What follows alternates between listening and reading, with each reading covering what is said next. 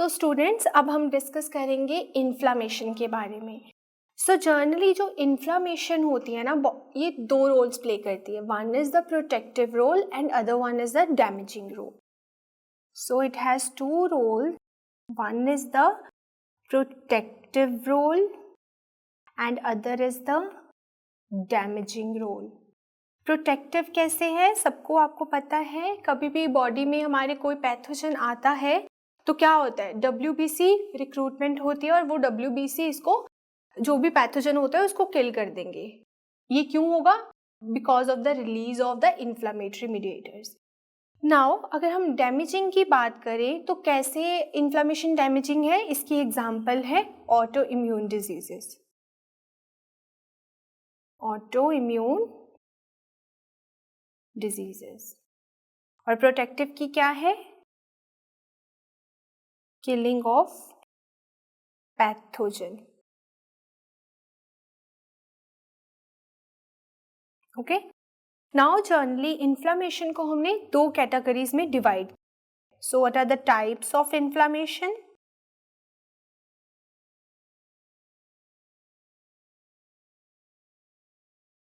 Generally inflammation की दो types होती हैं। कौन कौन सी? Acute and chronic.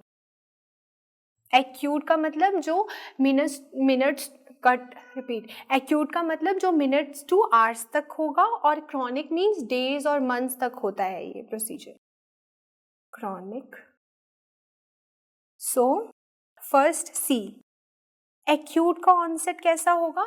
It will be sudden onset. Sudden onset is there in acute. But अगर हम क्रॉनिक की बात करें तो यहाँ पे जो ऑनसेट होगा वो क्या होगा? डिले ऑनसेट होगा, डिले ऑनसेट। सेकेंड जो चीज हम डिस्कस करेंगे दैट इज सेल्स। अब कौन कौन से सेल्स इन्वॉल्व होंगे एक्यूट और क्रॉनिक में? तो एक्यूट में न्यूट्रोफिल्स इन्वॉल्व होते हैं। यहाँ पे क्या होगा? न्यूट्रोफिल्स इन्वॉल्व होंगे। और इन case of chronic, lymphocytes or macrophages are involved.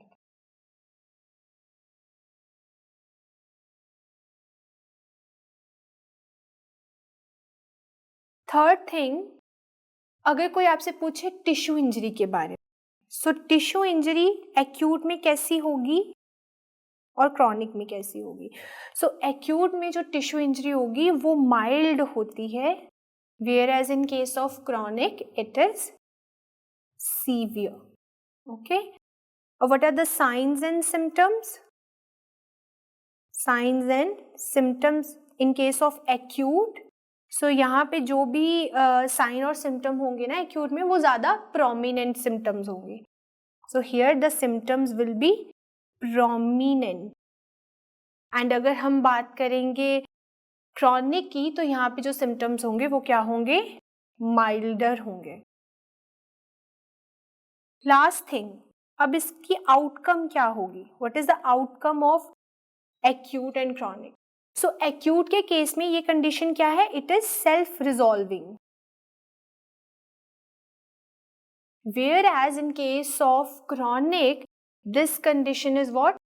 इसकी आउटकम क्या होगी? That is repair. Okay, so now we will discuss about signs and symptoms of inflammation. So signs and symptom. So generally inflammation के 5 signs और symptoms होते हैं। 5 कौन कौन से? फर्स्ट जो साइन है that is dolor. dolor क्या मतलब क्या होता है? dolor means pain. dolor is pain. Second जो सिम्टम है that is what? That is rubor. What is rubor? That is redness. Third symptom जो होता है इन्फ्लामेशन का that is calor. Calor means what? That is increase of temperature, increase of temperature और heat is calor. And fourth symptom is tumor. Tumor means what? That is swelling. You know, inflammation जब होती है तो swelling होती है ना? So, tumor is swelling.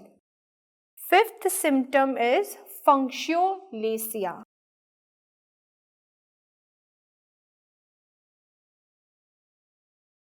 Functiolacia जो है ना, इसका क्या मतलब है? Loss of function. Loss of function. Now see, ये जो ऊपर के 4 symptoms है ना, it was given by Celsus. ये साइंटिस्ट था जिसने ये सारे सिम्टम्स दिए थे. और ये जो लास्ट सिम्टम हमने पढ़ा functio laesa, it was given by Virchow. So ये सिम्टम्स आपको पता होना चाहिए. अभी we gonna talk about acute inflammation. Acute inflammation हमने पढ़ा था. एक्यूट इन्फ्लामेशन क्या है? It is a sudden response generated by body in response to any injury or in response to any pathogen. Now see, यहाँ पे generally in acute inflammation 2 events are present. What are those 2 events? First is the vascular event. First is vascular event. And second one is what? Cellular events. Vascular means ये blood vessel में, ये सारे events कहाँ होंगे? Blood vessel में. This is our blood vessels, इसमें होंगे. और सेलुलर मीन्स जो भी सेल्स इसमें इन्वॉल्व हो रहे हैं उनके बारे में हम डिस्कस करेंगे. That is cellular events. Okay, now first we will discuss about the vascular events.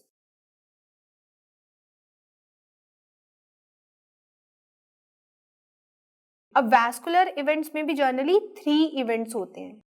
और वो 3 इवेंट्स क्या हैं? First event is वैसोकंस्ट्रिक्शन.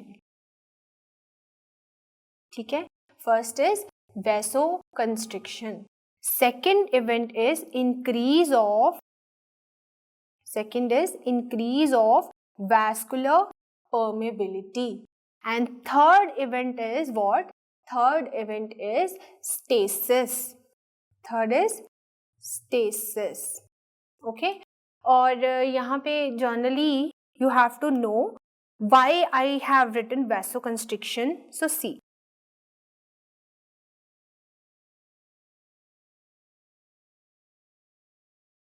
So this is your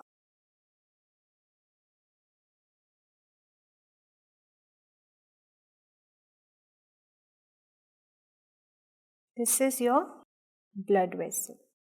This is what? This is the blood vessel. And this blood vessel is lined by the endothelial cells. These are what? In green color, these are the endothelial cells. So, because of the release of histamine, what is repeat. Now see, अब यहाँ पे कोई injury हुई, what happened? Injury happened, तो उसकी वजह से क्या होगी? यहाँ पे ट्रांजिएंट वैसोकंस्ट्रिक्शन देखने को मिलेगी. Because of injury there is what? There is transient vasoconstriction. Got it? ये मैंने क्या ड्रॉ किया है? This is the vasoconstriction and this vasoconstriction is transient. Got it? Now due to the release of histamine अब क्या होगा? यहाँ पे होगी vasodilation. The second event is after vasoconstriction. Second event क्या है? That is vasodilation. Can you see here the vessel got dilated? So first is injury leads to vasoconstriction. This is what? Transient vasoconstriction. And due to the release of histamine, now we want to see what? There is vasodilation. Vasodilation due to histamine release. Got it? C. ये histamine release जो होगी, आपको पता है histamine कहाँ से release होता है? Histamine is released from mast cell. Because of the degranulation of mast cells histamine will be release. Now ये यहाँ पे जो वेसोडाइलेशन हो रही है, this vasodilation mainly occurring where? Mainly in the arterioles. This is seen in arterioles. Okay, arterioles में होगी.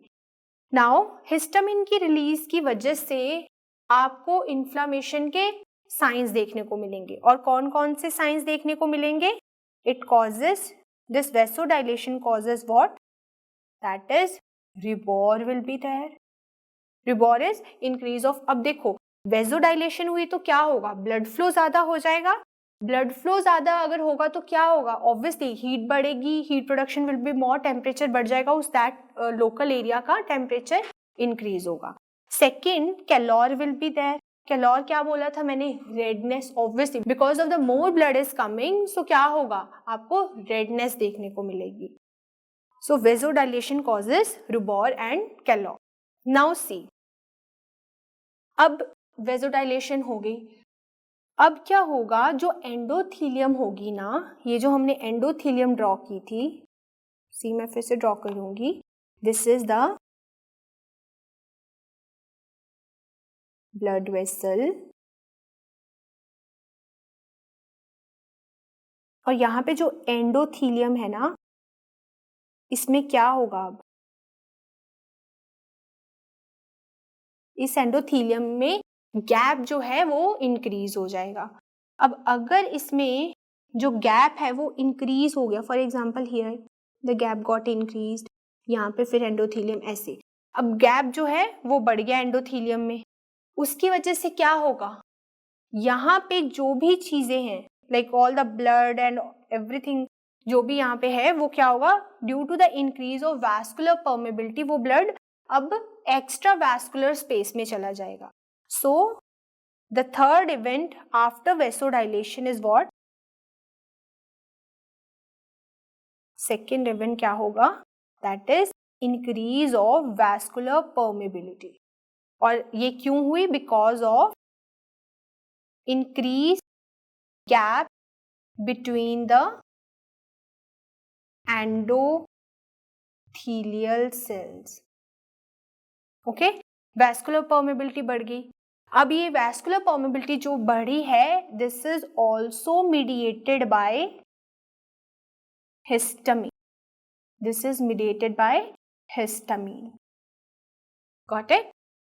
Now they can ask you one question. What is that question? What is the hallmark of acute inflammation? What is the hallmark of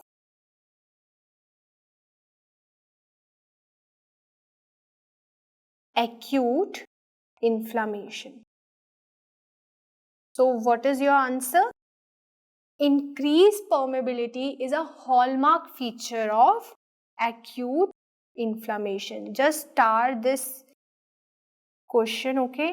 Sometimes they ask you this question.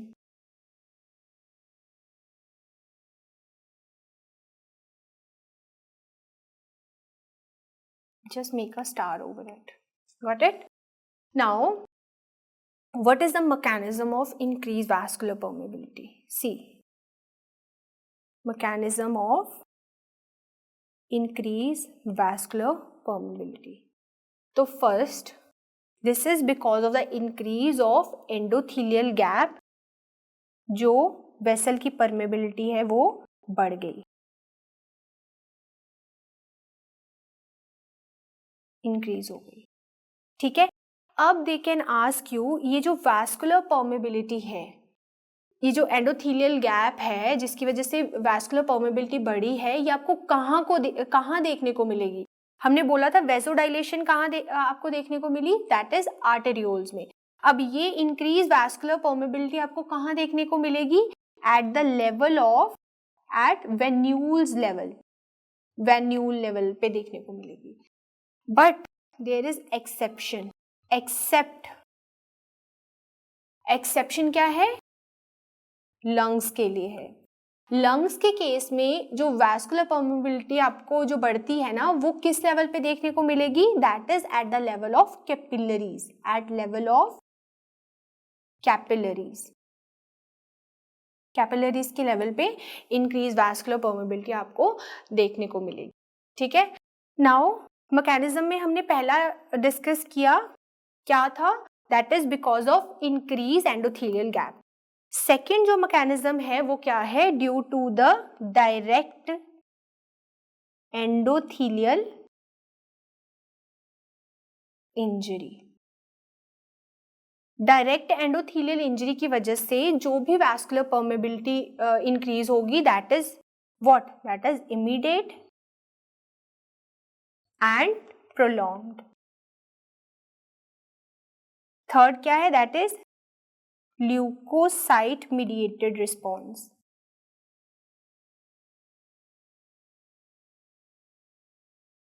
Got it? यहां पे भी जो increase of permeability होगा वो prolonged होगा, but वो immediate नहीं होगा. That will be delayed. Generally यहाँ पे जो डायरेक्ट एंडोथेलियल इंजरी होती है ना, एंडोथेलियल इंजरी दो टाइप की होती है. Either it can be direct and mild. Direct के केस में हमने इमीडिएट एंड प्रोलॉन्ग बोला. अगर हम माइल्ड की बात करेंगे तो वहां पे प्रोलॉन्ग्ड एंड डिले हो. Just remember like this. Now the third event in the acute inflammation is what? That is stasis. Third is what? Stasis. अब स्टेसिस क्यों होगी? हमने बोला हमारी ब्लड वेसल है, ये हमारी ब्लड वेसल है. इसमें जो एंडोथेलियल सेल्स हैं उनमें गैप बढ़ गया. एंडोथेलियल सेल्स में अगर गैप बढ़ा तो क्या होगा? यहाँ से जो भी फ्लूइड था वो कहाँ चला गया? एक्स्ट्रावैस्कुलर स्पेस में चला गया. अब यहाँ पे क्या बचा? यहाँ पे ओनली सेल्स बचे हैं. यहाँ पे क्या है? सेल्स. फ्लूइड सारा निकल गया, सेल्स हैं. अब वो सेल्स क्या करेंगे? There will be increase of viscosity, क्योंकि फ्लूइड कम हो गया ना, बाहर चला गया. सो स्टेसिस क्यों होगी? Due to increase of vascular permeability, more fluid is outside of the vessel and more cells are inside the vessel. So write it. Because of increased vascular permeability, more fluid is outside the vessel and there is more cells inside the vessel. जिसकी वजह से क्या होगा? This will lead to what? This will lead to increase of viscosity, or you can say it will make the blood more viscous.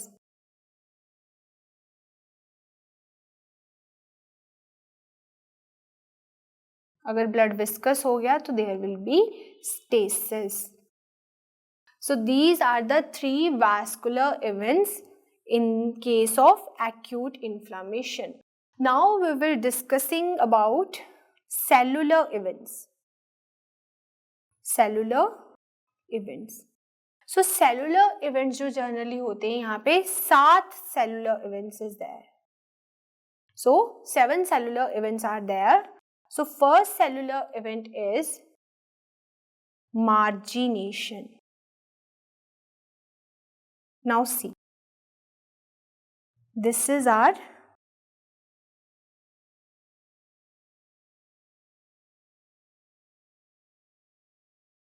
blood vessel. This is what? This is the blood vessel. Okay. हमने बोला blood vessel is lined by what? By the endothelial cells. These are what?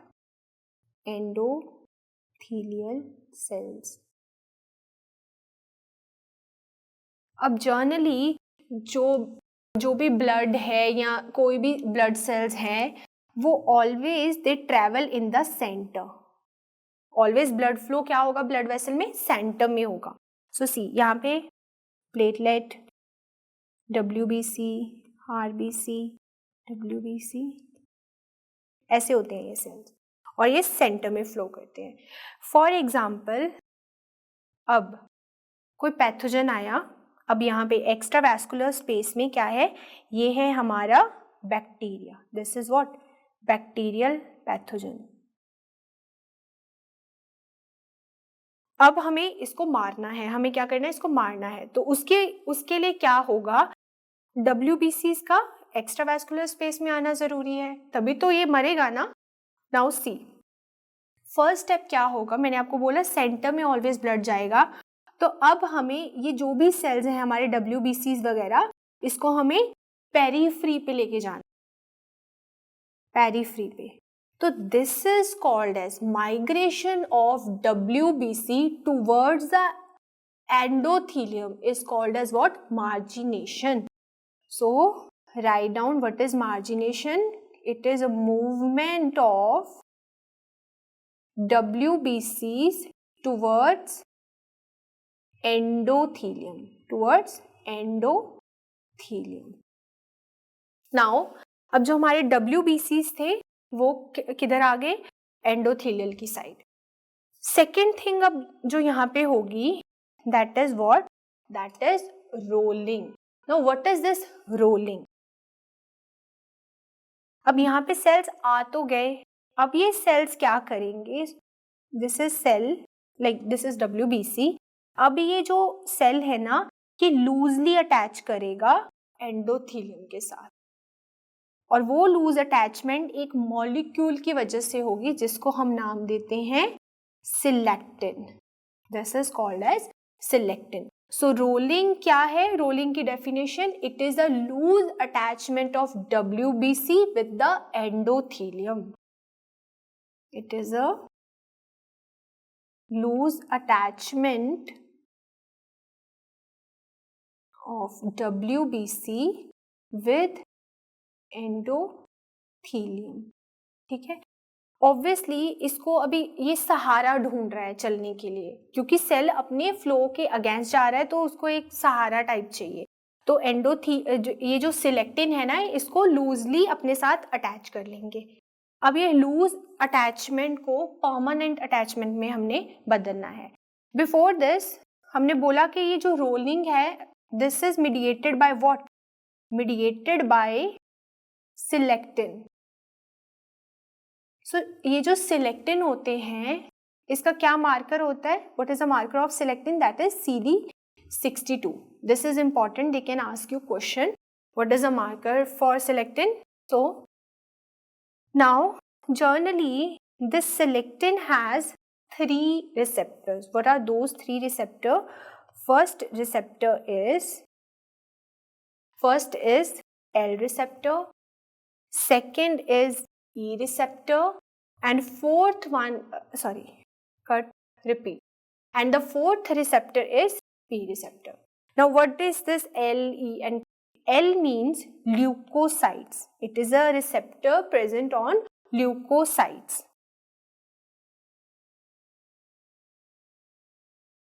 ठीक है, it is a receptor present on leukocyte. And E is for what? Endothelium. These are the receptor present on endothelium. And P selectins are the receptor that are present on platelet. Got it? अब इन सभी receptors के लिए कुछ ligands भी होंगे. क्या क्या ligands होते हैं? सी, L सिलेक्टिन के लिए जो लाइगेंड होता है उसका नाम क्या है, that is glycan L. It is GlyCAM L. And for E and P selectin जो यहाँ पे लाइगेंड है वो क्या है, that is sialyl Lewis X. It is sialyl Lewis X. Got it? So there is one disorder of selectin. अगर selectin की deficiency हो जाए तो एक डिजीज हो जाती है, उसका नाम क्या है? That is LAD. LAD means leukocyte adhesion defect.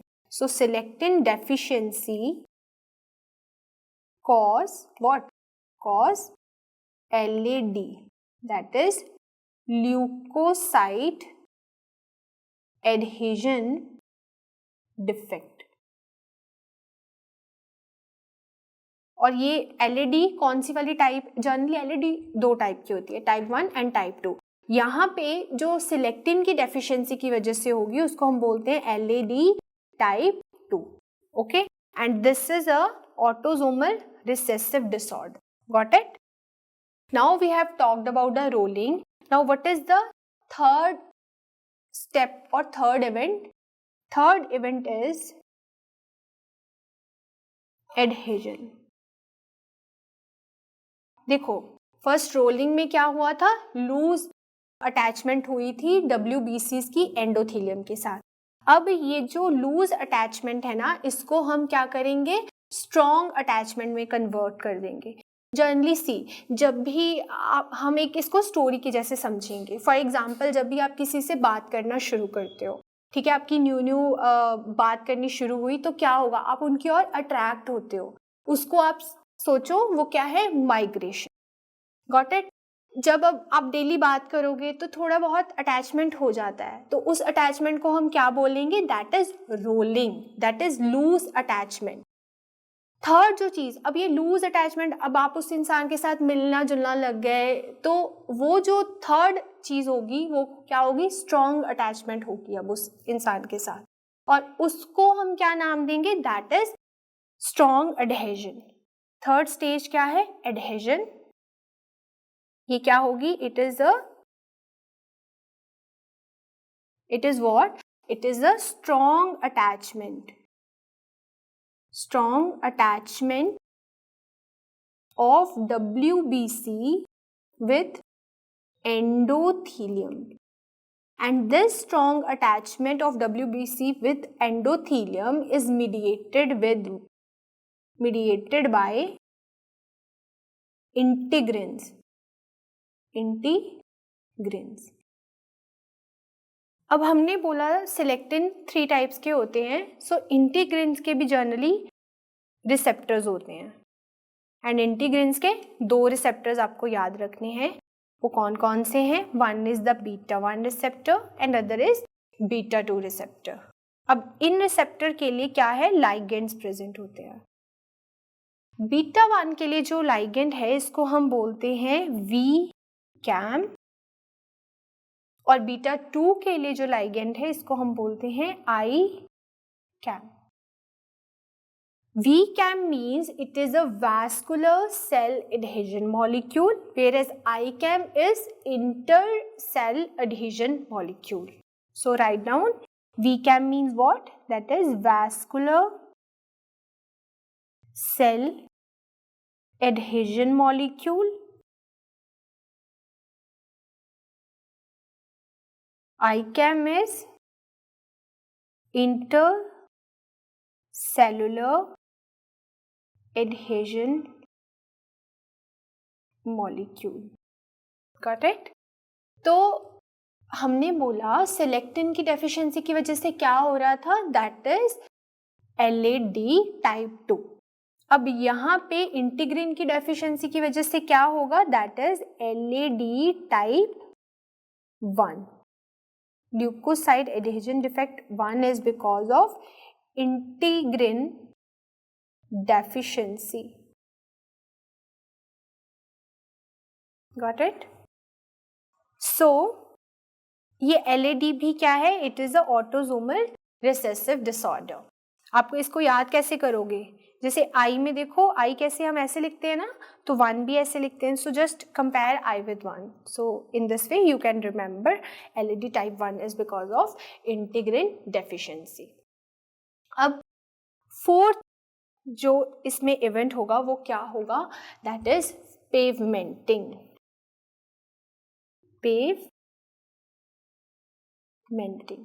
Now what is this pavementing? See this diagram, ये फर्स्ट इवेंट हुआ, this is the second event, third event हमने क्या बोला था? The strong attachment of endothelial with the WBC. ये WBC अब ये strongly attached है, this is the third event. Fourth event में क्या होगा?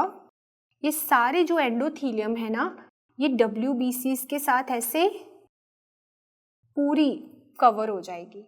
WBC will cover the endothelium and this step is called as what? Pavementing, and this is a fourth step.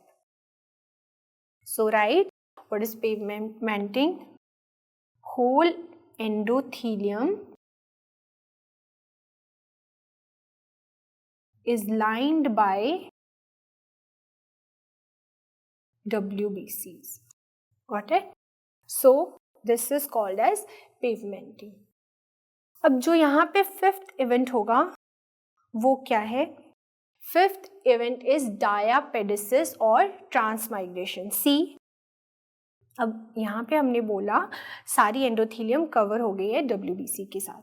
For example, अब इसको pathogen को मारना है तो उसके लिए बाहर आने की ज़रूरत है ना, तो क्या होगा? ये धीरे धीरे जो WBCs हैं वो ऐसे बाहर आना शुरू हो जाएंगे, जिसको हम क्या बोलते हैं? ट्रांसमाइग्रेशन और पेवमेंटिंग.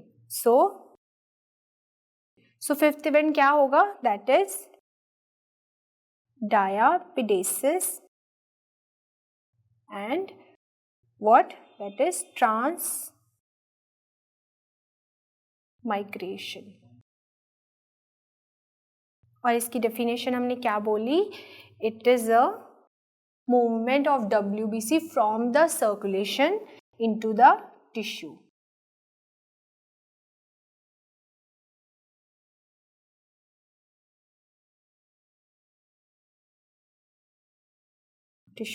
Got it? Now, this diapedesis or transmigration is generally mediated by one molecule, that is PCAM. So it is mediated by what? By PCAM. Got it? So PCAM क्या है? It is what? It is platelet endothelial cell adhesion molecule. और अगर वो पूछें PCAM का marker क्या है, सो PCAM का जो मार्कर है उसका नाम है CD. It is CD31. Got it? ये मार्कर्स बहुत इंपॉर्टेंट है, you have to learn this. Okay, now what is the sixth step? अब जो WBCs थे कहाँ आ गए? एक्स्ट्रावैस्कुलर स्पेस में. सी, अब WBCs कहाँ है? यहाँ पे आ गए. These are the WBCs. Now see, these WBCs are present where? Now they are in the extravascular space. अब इनको नहीं पता बैक्टीरिया कहाँ है, ठीक है? So we have to set these WBCs जहाँ पे बैक्टीरिया प्रेजेंट है. और वो कैसे होगा? By the next event, that is what? That is chemotaxis. Chemotaxis. Okay? Chemotaxis क्या है? It is a unidirectional movement of WBC under some chemical gradient. It is a unidirectional movement of WBC under some chemical gradient. अब ये chemical gradient क्या होंगे? इनको हम बोलते हैं chemo attractants. These chemical gradients are what? They are chemo attractants. ठीक है, ये अट्रैक्ट करेंगे WBCs को towards the pathogen. See what are the chemoattractant? Repeat. See what are the chemo attractants, generally they are of two types. One is the exogenous and other are endogenous. Exogenous chemo attractants वो होंगे जो बाहर से आएंगे, जैसे कि example क्या है, बैक्टीरियल टॉक्सिन्स. और जो एंडोजीनस है ना, एंडोजीनस हमारी बॉडी में ऑलरेडी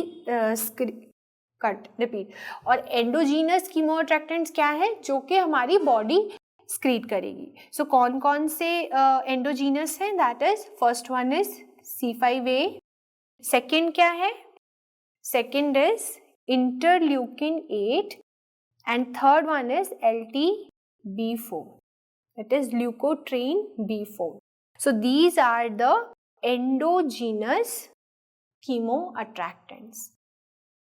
अब जो फाइनल स्टेप होगा, अब देखो बैक्टीरिया कहाँ तक पहुंच गया, पैथोजन तक पहुंच गया. अब यहाँ पहुंच गया बैक्टीरिया. अब बैक्टीरिया ने पैथोजन को खाना है, और खाने से पहले क्या होना चाहिए, पहले उसको पता तो होना चाहिए हाँ भाई यही पैथोजन है. So recognition and attachment of the bacteria should be done before it is going to phagocyte the pathogen. So जो फाइनल हमारा इवेंट है, दैट इज सेवेंथ इवेंट, उसमें क्या होती है, फैगोसाइटोसिस. और फैगोसाइटोसिस में भी जनरली 3 स्टेप हैं, ठीक है, 3 स्टेप्स होंगे. Now what is the first step? That is recognization and attachment. अब हमारे WBCs कैसे रिकॉग्नाइज करेंगे कि यही बैक्टीरिया है? तो उसके लिए जनरली ये जो बैक्टीरिया है ना, इसके ऊपर एक कोटिंग प्रेजेंट होती है. This is one coating that is present over the bacteria. ये क्या है? This is bacteria. और इसकी जो कोटिंग होती है इसको हम क्या बोलते हैं? These are opsonins. These are what? Opsonins. और बैक्टीरिया को ये कोट जो करते हैं ना, बॉडी हमारी जो है वो बैक्टीरिया को कोट कर देती है ऑप्सोनेंस के साथ. तो इसको हम क्या बोलते हैं? Opsonization.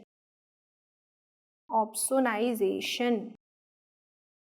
Opsonization is a process in which our body coats the bacteria with opsonins so that the WBCs can recognize that particular pathogen. Got it? Now, what are the various examples of opsonins? So, opsonins कौन है? Examples: antibodies can act as opsonins.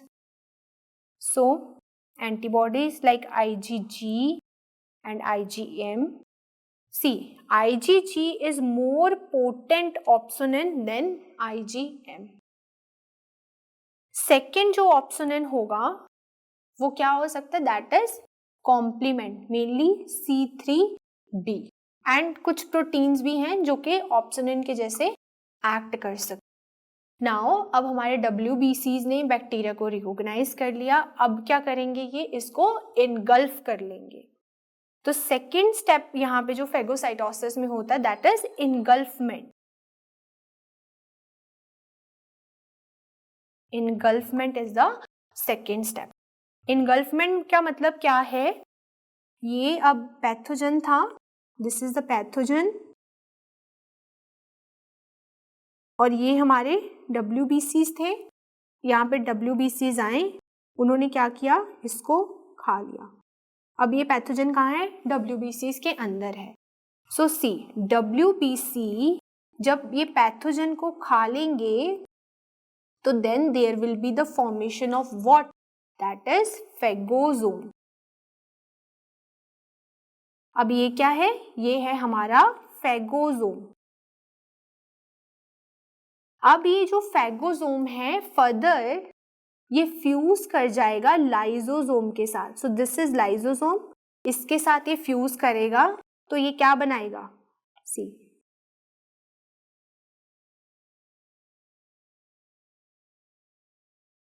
This is called as फेगोलाइसोसोम।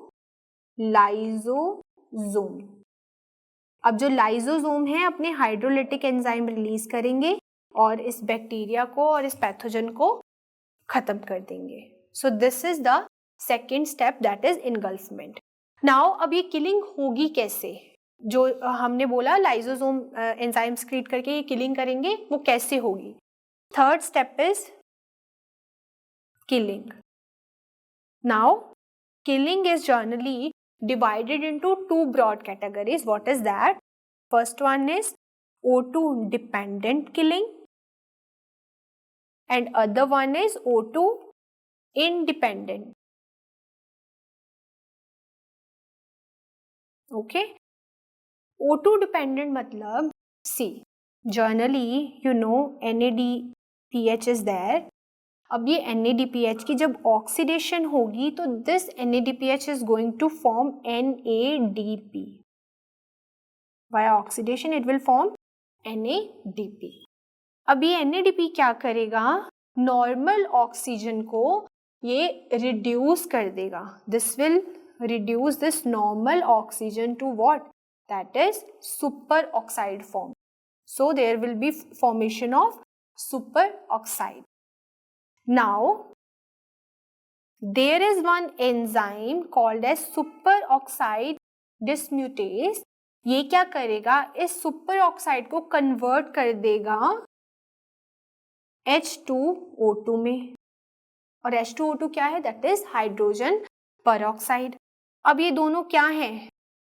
ये दोनों हैं हमारे free radicals. They are the free radicals. और आपको पता है फ्री रेडिकल्स क्या होते हैं? They are the toxic compound. ये क्या करते हैं? ऑक्सीडेटिव स्ट्रेस बढ़ा देते हैं सेल्स में. So this free radical will cause oxidative burst और you can say respiratory burst. ठीक है, तो इसकी वजह से, ये रेस्पिरेटरी बर्स्ट की वजह से ये जो पैथोजन है ये क्या हो जाएगा? It will be destroy.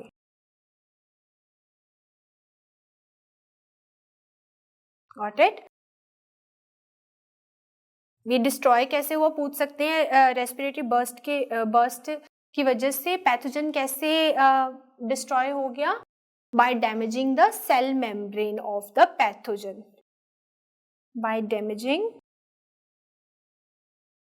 the cell membrane of pathogen, pathogen को मार दिया. सेकेंड जो मैकेनिज्म है यहाँ पे दैट इज O2 इंडिपेंडेंट. अब what is O2 independent killing?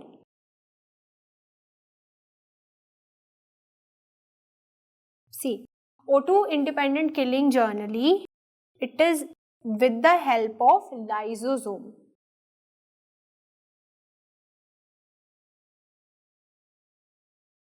Lysosomes.